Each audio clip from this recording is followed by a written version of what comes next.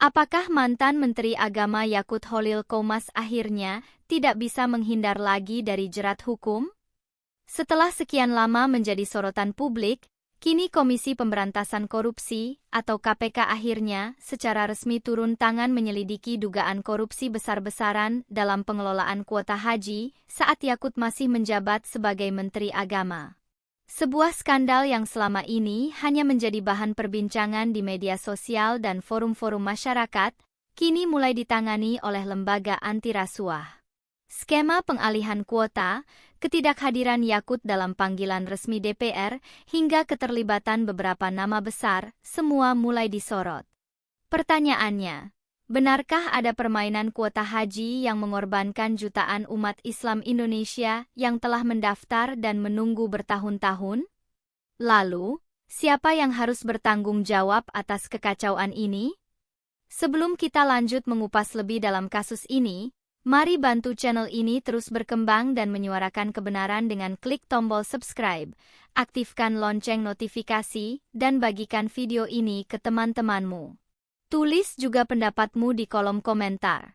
Apakah KPK seharusnya segera menetapkan tersangka dalam kasus ini? Apakah Anda merasa kecewa terhadap pengelolaan haji selama ini? Suara Anda penting dan bisa menjadi dorongan besar agar penyidikan berjalan transparan. Pada tahun 2024, pemerintah Indonesia mendapatkan kabar gembira dari Arab Saudi. Pangeran Muhammad bin Salman memberikan tambahan kuota haji sebesar 20.000 orang kepada Indonesia. Tambahan ini diberikan karena antrian haji di Indonesia sudah sangat panjang. Bahkan di beberapa wilayah seperti Sulawesi Selatan, antrean mencapai lebih dari 40 tahun. Namun, kebijakan pengalokasian kuota tambahan ini justru menjadi sumber kontroversi. Awalnya, berdasarkan rapat resmi antara Kementerian Agama dan Komisi 8 DPR RI, disepakati bahwa 8% atau sekitar 1.600 kuota akan dialokasikan ke jalur ONH Plus haji khusus, sementara sisanya sekitar 18.400 kuota untuk jemaah haji reguler. Namun dalam praktiknya, Kementerian Agama justru membagi rata kuota tersebut. 10.000 untuk ONH Plus dan 10.000 untuk haji reguler. Artinya, terjadi pengalihan 8.400 kuota dari jalur reguler ke jalur khusus. Inilah yang kemudian dianggap sebagai bentuk pelanggaran kebijakan dan bahkan disinyalir mengarah ke tindak pidana korupsi. Kenapa ini menjadi sangat serius? Karena ONH Plus adalah jalur komersial. Tarifnya jauh lebih mahal dan dikelola oleh pihak swasta yang tentu saja mencari keuntungan. Ada potensi keuntungan besar di sana.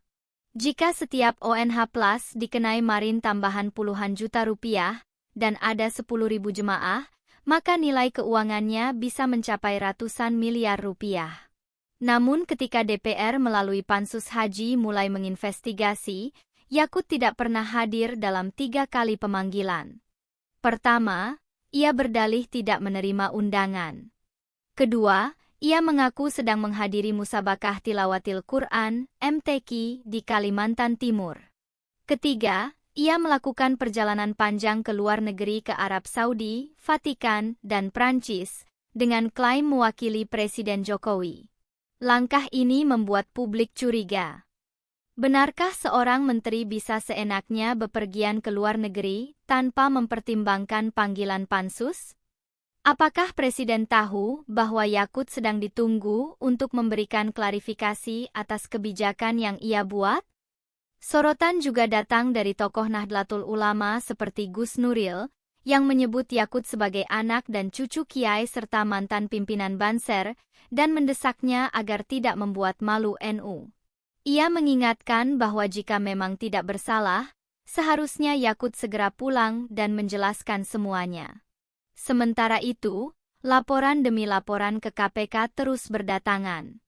Setidaknya 5 kelompok masyarakat melaporkan dugaan korupsi ini.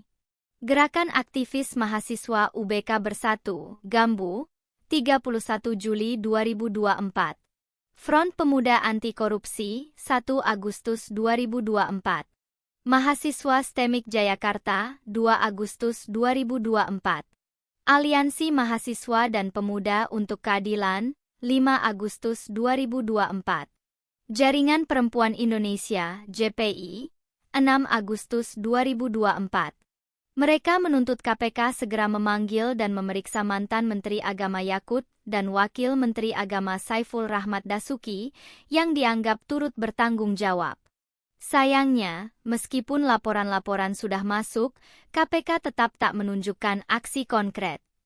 Bahkan pada Mei 2025, Aliansi Rakyat untuk Keadilan dan Kesejahteraan menggugat KPK ke Pengadilan Negeri Jakarta Selatan karena dianggap menghentikan penyidikan tanpa kejelasan.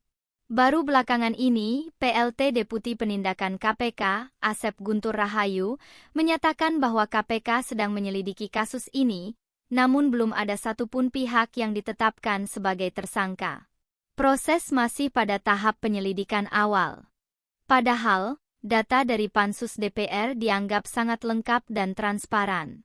Rapat-rapat disiarkan secara langsung, dan semua bukti administratif tersedia. Bahkan pembagian kuota ONH+ dianggap sangat ganjil dan bisa merugikan jemaah reguler secara luas. Sebagai catatan penting lainnya, saat ini pengelolaan haji dinilai semakin kacau dan amburadul. Laporan terbaru menyebut bahwa Arab Saudi berencana memangkas kuota haji Indonesia hingga 50% karena kecewa dengan buruknya manajemen penyelenggaraan haji, termasuk tingginya jumlah jemaah yang meninggal dunia akibat kondisi yang tidak layak. Jika ini benar-benar terjadi, antrian haji bisa melonjak hingga 94 tahun, suatu angka yang mustahil diterima oleh logika dan hati nurani. Ini adalah alarm keras bahwa pengelolaan ibadah haji perlu direformasi total. Dugaan korupsi kuota haji bukan hanya soal penyalahgunaan wewenang, tapi tentang nasib jutaan umat Islam Indonesia yang telah menabung, menunggu, dan berharap bisa beribadah ke Tanah Suci. Jika benar kuota tambahan dialihkan demi kepentingan bisnis, maka ini adalah penghinaan terhadap nilai ibadah itu sendiri. Ini bukan hanya korupsi administratif, tapi korupsi moral dan amanah. Dan jika KPK gagal bertindak tegas, maka kepercayaan publik terhadap institusi hukum akan semakin luntur. Kini KPK berada di persimpangan.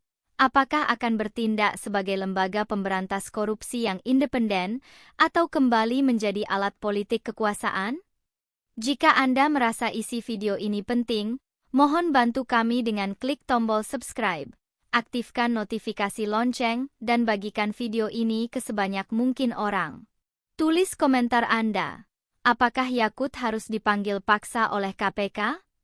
Apakah jalur ONH+ perlu diaudit total? Terima kasih sudah menyimak sampai akhir. Semoga kebenaran terungkap dan keadilan ditegakkan. Wassalamualaikum warahmatullahi wabarakatuh.